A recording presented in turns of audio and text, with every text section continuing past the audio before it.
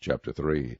And the child Samuel ministered unto the Lord before Eli, and the word of the Lord was precious in those days. There was no open vision. And it came to pass at that time, when Eli was laid down in his place, and his eyes began to wax dim, that he could not see, and ere the lamp of God went out in the temple of the Lord, where the ark of God was, and Samuel was laid down to sleep, that the Lord called Samuel, and he answered, Here am I. And he ran unto Eli, and said, Here am I, for thou calledst me. And he said, I called not, lie down again. And he went and lay down. And the Lord called yet again, Samuel. And Samuel arose and went to Eli, and said, Here am I, for thou didst call me. And he answered, I called not, my son, lie down again. Now Samuel did not yet know the Lord, neither was the word of the Lord yet revealed unto him. And the Lord called Samuel again the third time. And he arose and went to Eli, and said, Here am I, for thou didst call me. And Eli perceived that the Lord had called the child. Therefore Eli said unto Samuel, Go, lie down, and it shall be, if he call thee, that thou shalt say, Speak, Lord, for thy servant heareth. So Samuel went and lay down in his place. And the Lord came, and stood and called, as at other times, Samuel, Samuel.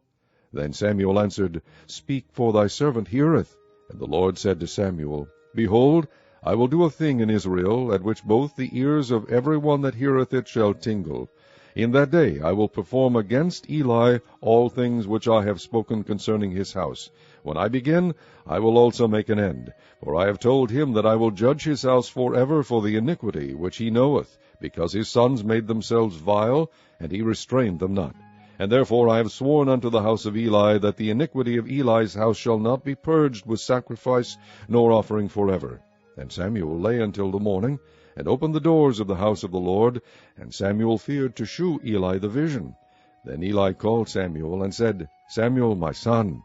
And he answered, Here am I. And he said, What is the thing that the Lord has said unto thee? I pray thee, hide it not from me.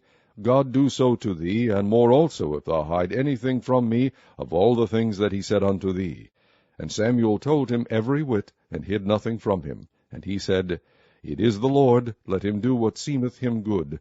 And Samuel grew, and the Lord was with him, and did let none of his words fall to the ground. And all Israel from Dan even to Beersheba knew that Samuel was established to be a prophet of the Lord.